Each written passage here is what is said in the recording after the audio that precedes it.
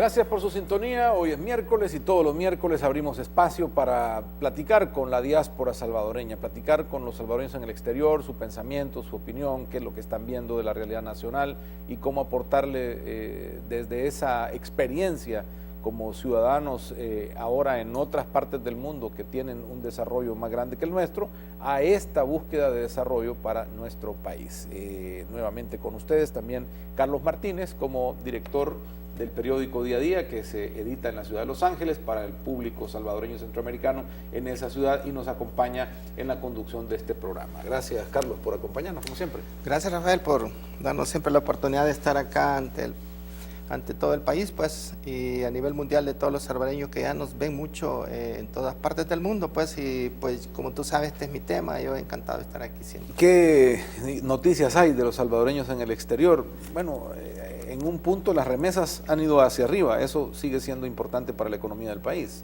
Sí, se recupera el trabajo, parece, en Estados Unidos también. Sí, poco a poco se está recuperando, y como hemos dicho algunas veces, pues el trabajo de la mayoría de nuestros compatriotas son trabajos de menos ingresos para allá, pero muy buenos para acá, ¿verdad? Porque pues como hemos hablado, el ingreso per cápita de los americanos es de 60,000 al año, y los latinos, incluyendo los salvadoreños, son 30,000 al año, pero comparado con El Salvador, con 3,000 al año, es muy importante, ¿verdad? Ahora se estaba publicando el incremento del ingreso per cápita en El Salvador también a un promedio de ingresos de $7,000 al año, más o menos, por cabeza, ¿no? En la población, ha aumentado. Como tú sabrás, la mayoría gana el salario mínimo, ¿va? Entonces ahí el ingreso per cápita entre los que ganan millones y los que ganan el mínimo, pues ahí se saca el promedio, pero hasta ahora oficialmente todavía no ha sobrepasado los $3,000 al año. ¿Y qué opinión tienes sobre el tema, Carlos, de la reducción de pobreza? Porque se han presentado datos también de reducción de pobreza, porque han aumentado los ingresos, unos $50 o $30 en algunos de los segmentos poblacionales entre rural y urbano. Pero el tema del empleo sigue siendo como la pregunta, ¿no? Entonces hay más ingresos, y no sé si es por vía de remesas familiares el que este ingreso se está reflejando. Sí, bueno, han habido estudios en el último año, pues, de que la riqueza se ha explayado más de la pirámide, se ha explayado un poco más. Entonces que más o menos un 6% de los ingresos del país, o de lo que genera el país en un año. Entonces eso significa que pues la riqueza como que está llegando más a los estratos más bajos. Hay que tomar en cuenta una cuestión también, de que el dólar se ha venido devaluando. Allá nosotros lo sentimos mucho en Estados Unidos, de que algunas cosas que hace algunos años, unos 5 o 6 años, valían $1, hoy valían unos 50, unos 60. Entonces no es como que es una cuestión de más riqueza. O sea, también puede aumentar el ingreso, pero pierde capacidad adquisitiva. Pierde capacidad adquisitiva en muchos campos, ¿no? Entonces esas cuestiones, esos temas casi algunas veces no se tocan. Y no todos claro, pero es parte del análisis, ¿verdad? Porque todos igualmente pueden estar preguntando en El Salvador. Es el mismo caso, porque tú estás viendo que, es cierto, te pueden traer incluso más ingresos por remesas o alguna mejor dinámica en el mercado informal, pero la libra de frijol se te multiplicó a 1.30, entonces el valor de ingreso con respecto al costo también, ¿verdad? Sí, claro. Otro estudio importante que hay que analizar es de que la canasta básica ahorita anda más o menos como unos $186 al mes. Entonces, si alguien gana el mínimo 210 y con los descuentos le llega a menos de 200, prácticamente solo para comer, pues no nada para otras cosas, ¿verdad? Entonces hay que relacionar, hay que cruzar todo eso, pues, de que la riqueza sí se está desplayando más, pero los ingresos, pero los costos también van para arriba casi. Bueno, hablemos un poco de estas cosas hoy con nuestro invitado. Tendremos en la primera parte del programa a Luis Montebrito desde Nueva York, hombre que conoce la realidad nacional, la política, y también más adelante hablaremos con Oscar Domínguez desde Los Ángeles, presidente del Corredor Salvadoreño. Sí. Haremos también algunos análisis sobre esa comunidad. Ya está Luis con nosotros. Buenos días, Luis, gracias por acompañarnos. Saludos hasta Nueva York. Cómo no, buenos días, Rafael, buenos días, Carlos, un placer, y agradeciéndoles siempre a ustedes la oportunidad de dirigirnos a nuestros compatriotas. Luis, ha sido esta una semana que ya empieza a correr, pero ha sido desde la anterior, y esta, digamos, hemos tenido información relacionada a la economía, relacionadas a los datos estadísticos de la economía del país. ¿Y cuál es tu opinión sobre qué es lo que están reflejando estas estadísticas? Por un lado, la Digestic o a través del Ministerio de Economía se habla de la encuesta de hogares que habla de reducción de pobreza, FUSADES habla de reducción del empleo en el país y de posiblemente estar frente a una recesión de la economía si no se hacen correcciones. Estamos en el tema fiscal, que la reforma tributaria, aunque va en marcha, podría ser muy poco significativa y el Estado siempre en problemado. Bueno, ¿cuál es la visión de todos estos datos económicos, Luis? Bueno, indudablemente el mejoramiento de la economía estadounidense ha permitido que el nivel de remesas hacia El Salvador vuelva a subir. Recordemos que el 90% de los salvadoreños que vivimos en el exterior nos encontramos en Estados Unidos. Y es así como los datos del Banco Central de Reserva de El Salvador nos dicen que, de Estados Unidos enviaron en junio 360.8 millones, ¿verdad? Superior esta cifra en 40 millones de lo recibido en el mismo mes el año anterior. Obviamente la economía estadounidense ha tenido una mejoría por un lado, y por otro lado también esto lo único que viene a confirmar es que la economía de El Salvador no es viable sin tomar en cuenta el aporte de los salvadoreños en el exterior. Pero otra vez,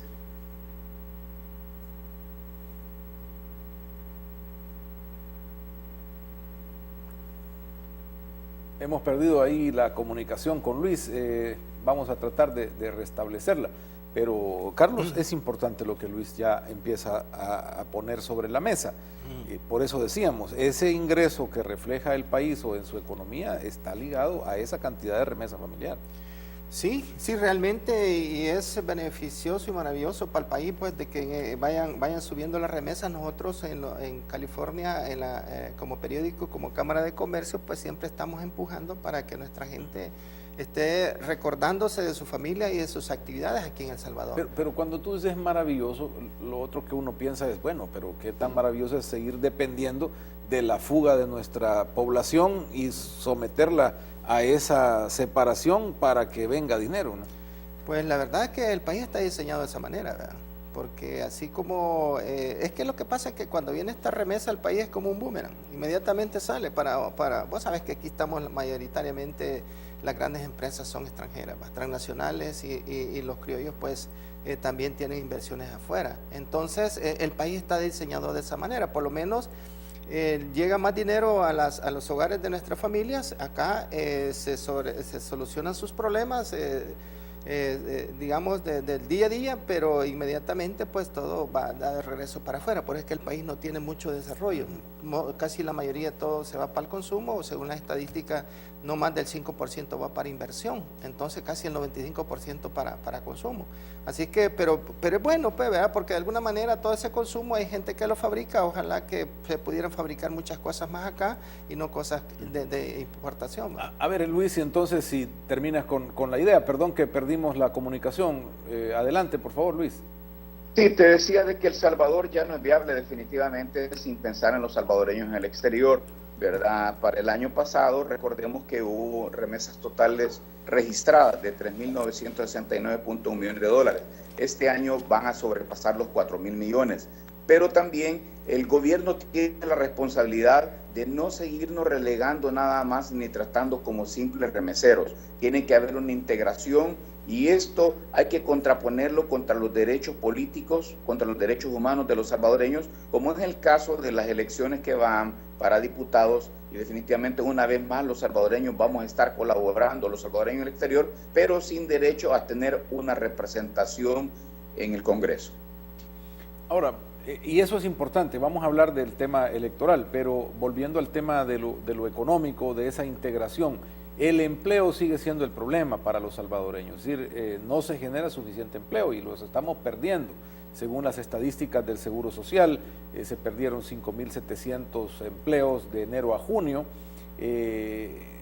Entonces, esto para el país tampoco, hablando de economía, no es viable.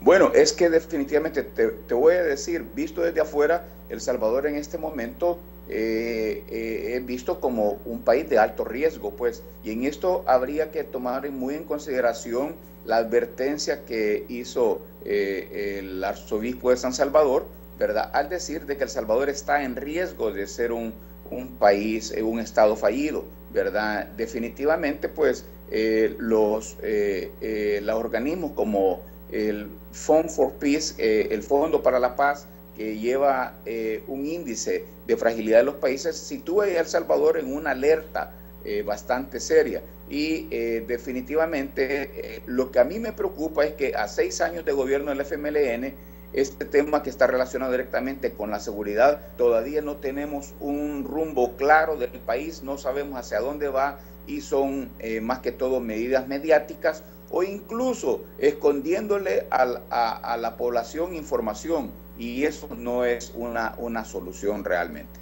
¿Te parece, Luis, que estas acciones de la policía comunitaria y lo que se hizo poco después de esas declaraciones del arzobispo son solo mediáticas? Hablando pues, porque en el tema de reducir el crimen está intrínseco el tema del desarrollo, porque para desarrollar hay que atraer inversiones, y estas inversiones no vienen por la violencia, o no se generan las condiciones de inversión porque tampoco el que pone una empresita está en el riesgo, pone una tiendita de ser extorsionado y todo esto, entonces nos tiene como entrampados en el tema de productividad. Definitivamente es un círculo vicioso, Rafael. Yo te quiero decir, pero también el gobierno está cayendo en romper la institucionalidad cada vez más. Incluso hay que tomar en cuenta que una de las instituciones con mayor prestigio en El Salvador antes de que llegara el gobierno del FMLN era la Fuerza Armada.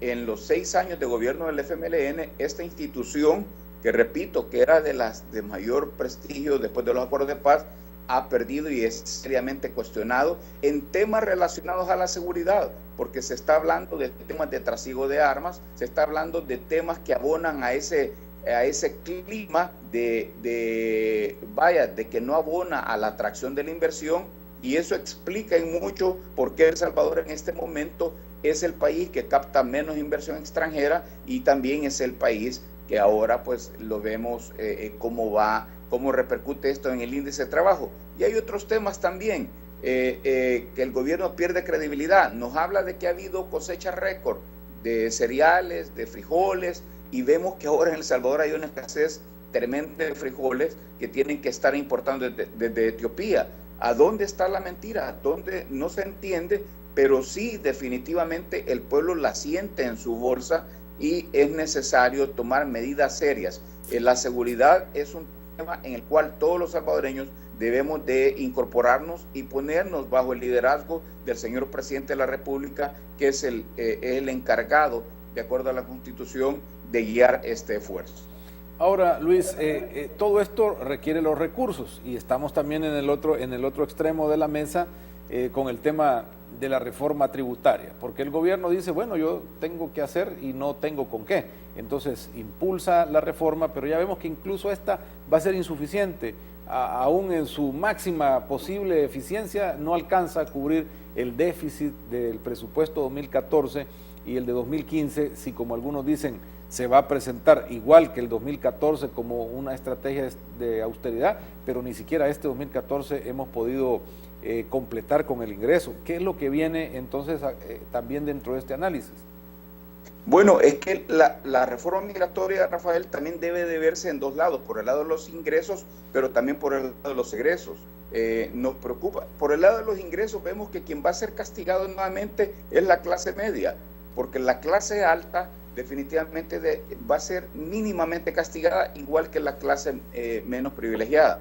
Pero por el lado de los ingresos, el gobierno sí puede hacer muchísimo. Hay mucho que hacer, hay que profundizar en lo que es transparencia del Estado, y definitivamente aquí en el exterior vemos con mucha tristeza y te quiero decir con mucho enfado, incluso con mucha indignación, como por ejemplo la Asamblea Legislativa está haciendo viajes que no tienen ningún beneficio para el país.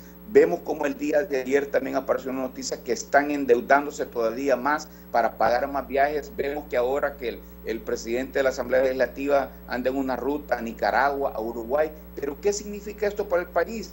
¿Qué refleja? El presidente de la Asamblea Legislativa consume más de $300 diarios de viático cuando el salario mínimo mensual de la gente es $200 o menos. Entonces, esas disparidades, ese rompimiento de la realidad entre gobernantes y gobernados, en realidad solo apunta a una situación sumamente crítica y a un futuro incierto para el país, Rafael. Hablando de esto, clase media, el PNUD en su informe presentado ayer de Desarrollo Humano dice la clase media se ha reducido en El Salvador. Entonces eso, quieras o no, tiene también sus impactos y crece la población en riesgo o de vulnerabilidad. ¿Qué opina de eso, Luis? Bueno, es que definitivamente, como dicen, la clase media representa el jamón del sándwich, y cuando se habla en El Salvador de impuestos, recordemos que esto va directamente a los profesionales, a médicos, abogados, a personas que hacen freelance, incluso como periodistas. Estos son los controlables. El sector corporativo, la gran empresa, definitivamente lo tocan mínimamente, y recordemos que la estructura incluso de recaudación de impuestos de El Salvador está primariamente en lo del IVA y precisamente en el impuesto sobre la renta. Los que pagan renta es la clase media, y ya no puede seguir hablando. En realidad el gobierno tiene que darle mucho más énfasis a un trato transparente de los fondos que eroga.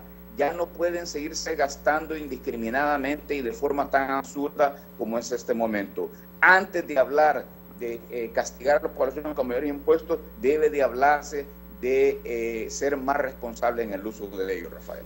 Luis, hay otro tema, ya lo había medio adelantado, que era el tema electoral, y avanzo un poco rápido en el tiempo porque también Carlos tiene otras preguntas de otras áreas importantes para los salvadoreños en el exterior.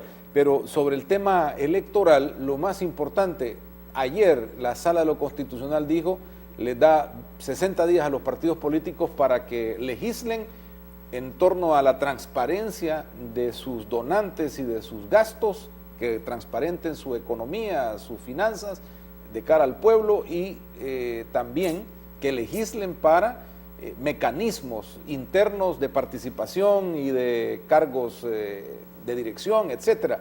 Esto es importante, y tú que has estado dentro de la política y que conoces esas situaciones internas de los partidos, ¿qué piensas con esa resolución y qué es lo que va a pasar?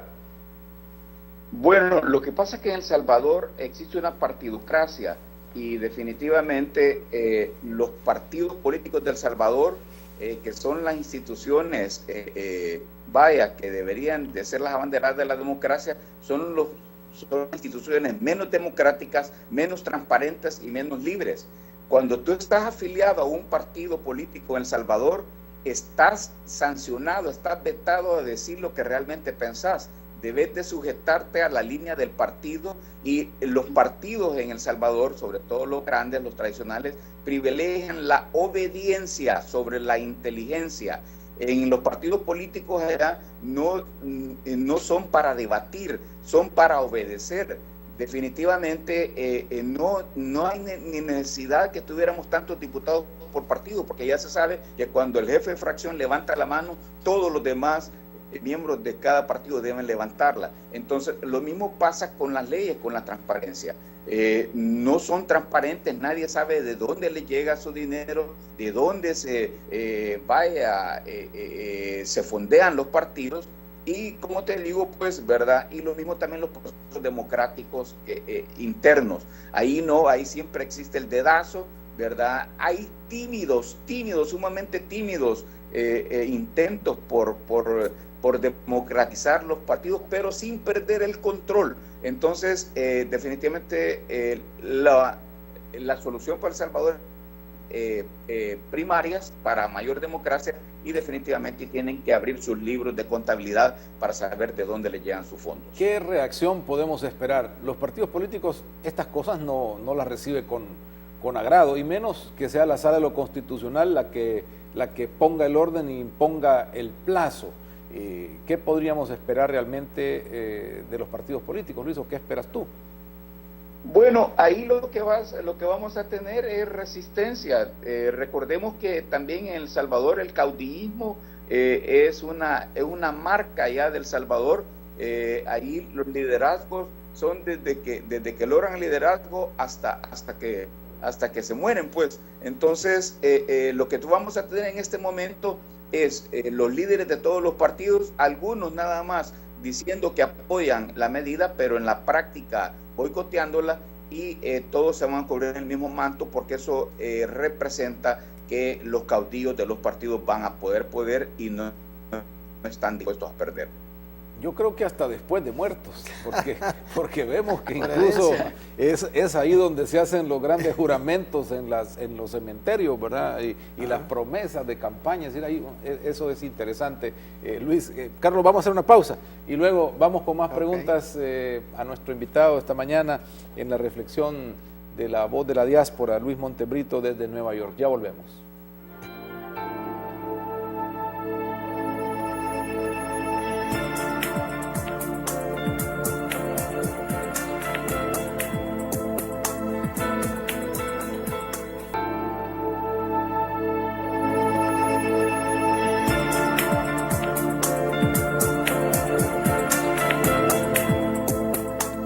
Luis Montes Brito está con nosotros desde Nueva York y está dándonos pues sus opiniones sobre la realidad nacional como parte de los salvadoreños en la diáspora. Carlos, tú tenías preguntas para Luis. Sí, claro. Hola, licenciado Montes, ¿cómo le va? ¿Me escucha? ¿No? No está todavía. Ah, ok, volvimos a perder la señal, pero muy interesante lo que apunta Luis. Ahora, hay otras cosas que la comunidad está allá en Estados Unidos, está también muy preocupada, Carlos. Sí, bueno, también hay buenas perspectivas porque el presidente Obama ha dicho que en una acción ejecutiva va a empezar a valga la redundancia, acuerdos ejecutivos para poder abrir los espacios para la reforma migratoria hoy después de verano. Entonces la gente, pues tú sabes, necesita estar con su documentación legal para poder tener mejores posibilidades de ingresos económicos, para poder tener una licencia y en ese sentido hasta para poder viajar aquí al país, ¿verdad? Entonces, pues hay buenas perspectivas. Licenciado Montes, ¿me escucha? Le escucho, don Carlos, a la orden. Estábamos hablando sobre la acción ejecutiva que va a tomar el presidente Obama después de verano. ¿Qué se oye por allá por Nueva York? Bueno, incluso se está esperando algo, muy probablemente se decía que para esta semana, el día mañana jueves, hay una manifestación muy importante y se espera que el presidente Obama pueda estar tomando alguna medida. La verdad es que también por las reacciones que hemos tenido ya del Partido Republicano, hemos visto cómo incluso el senador Marco Rubio ha salido advirtiendo, casi amenazando al presidente Obama para que se abstenga de tomar medidas unilaterales en cuanto a beneficiar a los inmigrantes. La verdad es que el Partido Republicano no le ha dejado otra salida al presidente Obama porque han bloqueado de toda iniciativa precisamente desde la Casa de Representantes. Perfecto. Bueno, por el tiempo vamos a hacer rapidito en algunas preguntas. Según estoy enterado, como que vamos a tener algunas visitas de algunos congresistas o senadores de Estados Unidos acá a El Salvador para ver el tema migratorio. Exactamente. Este fin de semana, que es precisamente el fin de semana del Día de Trabajo en Estados Unidos, Labor Day, van a aprovechar el feriado. Aproximadamente 6 legisladores, ¿verdad? El Congreso entre senadores y representantes, en una comisión bipartidista, ¿verdad? Donde van a visitar El Salvador, Honduras y Guatemala para conocer de más cerca las condiciones y las razones por que los niños están dejando de estos países y tratando de venir para acá. Los congresistas que van para allá son precisamente el presidente del Comité Republicano, James Lankford, de Oklahoma, el presidente del nuevo Comité de Estudios Republicano, Rob Goodall, de Georgia. También ellos son senadores. Y también los representantes Pat Meehan, de Pensilvania, republicana, John Carner, que es un demócrata de Delaware, y Joseph Kennedy, que es un demócrata de Massachusetts. También va Rourke, de Texas, y se les va a incluir finalmente el representante Joaquín Castro, que es un demócrata de Texas. La comitiva que va hacia El Salvador, Guatemala y Honduras este fin de semana. para terminar, licenciado, me estaban diciendo unos amigos de allá de Nueva York de que así una forma sin mayor información hubo cambios de algunos canales, ahí hay cierto descontento. ¿Cómo está esa situación ahí en Nueva York? Bueno, en realidad aquí estaba el programa TRE de El Salvador, que transmite en el mismo canal, que transmite también TV Agape, y ellos tenían el programa Opinión Ciudadana que abrían el teléfono al público, pero obviamente había mucha crítica hacia las cuestiones de seguridad y economía y hacia la transparencia de los funcionarios. Parece que la crítica dio tanto en el gobierno, molestó de que de un día para otro lo sacaron del aire y lo sustituyeron por un canal de propaganda del partido de gobierno, que es Gente V, donde sustituyen toda la información y ahora todo lo ponen con la visión y a favor del gobierno. Las personas acá están sumamente molestas. Usted sabe que la libertad de expresión es algo que en este país es sumamente apreciado y considero que es un tremendo error del partido de gobierno hacer esa jugada, ya que también, por otro lado, mira de que Nelson López es una persona que ha trabajado correctamente para crear una empresa y ahora de un día, de la noche a la mañana, se lo quitan pues con dinero, incluso que son financiados por petróleo de Venezuela, con que no se puede competir, y también utilizando sus influencias del gobierno. Bueno, una situación compleja. ¿Y eso está corroborado, Luis, por dónde vino esa decisión o cómo es que realmente se ha tomado esa decisión?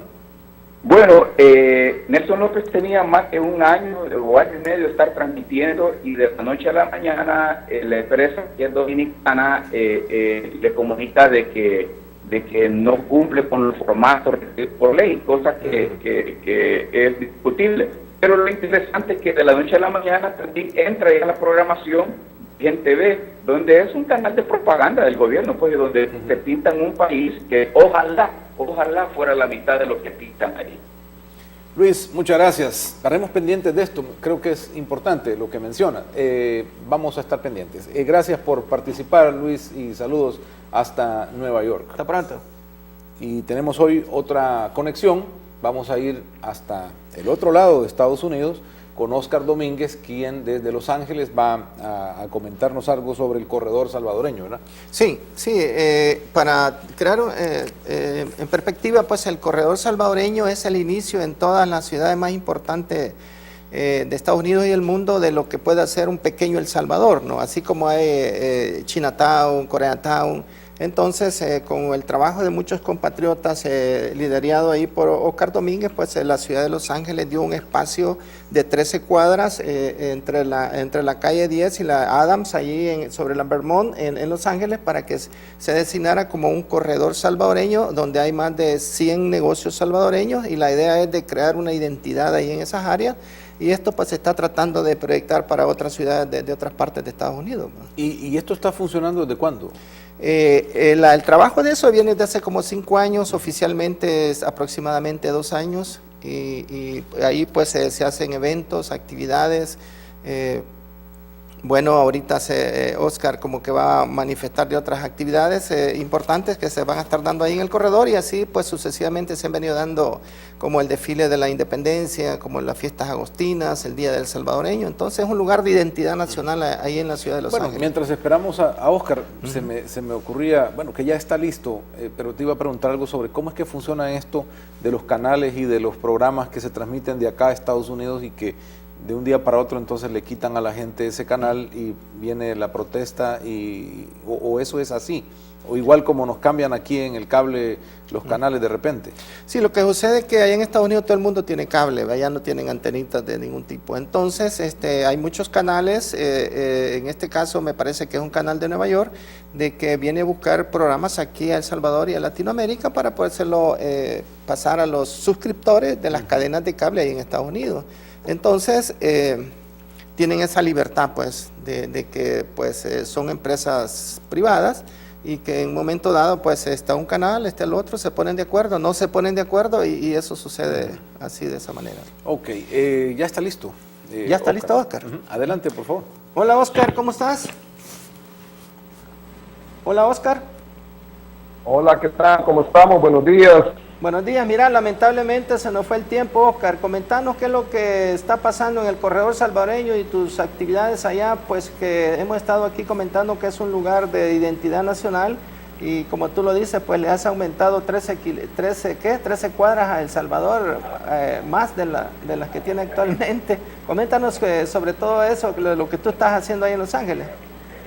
Pues hemos creado el barrio salvadoreño, el primer barrio en Estados Unidos, que compone de 14 cuadras. Le hemos agregado 3 kilómetros a El Salvador y para nosotros este es una gran oportunidad para que los salvadoreños básicamente nos sintamos orgullosos que ya tenemos un lugar específico en Los Ángeles. Perfecto. ¿Desde hace cuánto tiempo estamos y qué es lo que pasa ahí con los salvadoreños, los negocios, qué tipos de negocios y qué oportunidades de negocios hay por ahí? Pues tenemos una gran cantidad de negocios que se han desarrollado en el barrio salvadoreño, conocido como el corredor salvadoreño, desde restaurantes, servicios financieros, servicios varios, y realmente pues hoy día estamos queremos invitar a empresas exportadoras a que puedan también participar, especialmente hoy que tenemos la feria y festival Corredor Salvadoreño a realizarse el 24, 25, 26 de octubre de este año, y consideramos que es una gran oportunidad para a Los Ángeles, en el campo de exportación, puedan llegar con el objetivo de promover sus productos y de esta manera pues ayudar al país a crear más empleo y más oportunidades.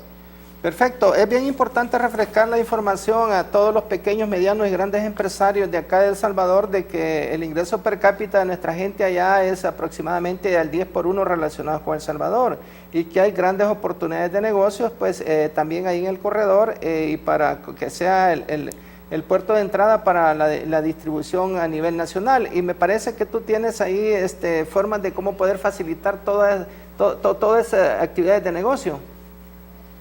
Sí, definitivamente tenemos una gran oportunidad. Hablamos de que Los Ángeles tenemos más de 1.2 millones de salvadoreños y más de 3 millones de hispanos, o sea, un mercado bastante potencial de 4 millones. Y el punto más importante es poder realmente entrar a un mercado más amplio, y eso es lo que estamos queriendo lograr con este barrio salvadoreño, y que el país en sí pueda participar, las empresas puedan participar y al mismo tiempo poder llegar desde aquí, desde El Salvador hacia Los Ángeles, y sentirse que ya tienen un barrio propiamente salvadoreño. Y hoy con la feria, el Festival Corredor Salvadoreño que estamos lanzando, es una oportunidad para las empresas exportadoras que puedan visitarnos. Ok, Oscar, por el tiempo, danos ahí por lo menos un teléfono. Me parece que tienes aquí una oficina en El Salvador para que alguien que esté interesado en oportunidades de negocios allá en el sur de California para todo Estados Unidos, pues se pueda comunicar y que se le puedan dar algunas facilidades, porque algunas veces muchas empresas no saben cómo hacer negocios, cómo entrar a ese gran mercado, el mercado más grande del mundo ahí en Los Ángeles. Sí, definitivamente, el teléfono aquí en El Salvador es 2526-7085 y automáticamente también nos pueden buscar en nuestra página del Corredor Salvadoreño y automáticamente estamos para servirles ahí. Nosotros allá les ayudamos a cualquier empresa cómo introducirse, cómo establecerse, y el objetivo primordial pues es ayudar al país a crear más empleos. Así es que agradecerles a ustedes por la oportunidad de estar con ustedes compartiendo el tema de la diáspora y el esfuerzo que hacemos por nuestro país. Muchas gracias, Oscar, muy amable, y éxitos con esta otra feria, y ojalá pues que haya interés en participar también de ese mercado que se abre a través de esta experiencia. Muy amable. Gracias, Carlos. También hemos llegado al final del programa. Perfecto. Nuevamente tenemos una semana con buenos comentarios e importantes reflexiones hechas sobre el país desde los salvadoreños en el exterior. Claro, y encantado. Muy amable. Gracias a ustedes por su sintonía. Continuamos con las noticias del Vaticano. Viene Julia Avendaño y nos despedimos, como siempre, con la reflexión de Palabra de Dios en Proverbios 10:20. En Proverbios 10:20 esto es lo que encontramos. El justo habla, es plata fina. Los pensamientos del malvado nada valen. Hasta mañana. Hasta mañana.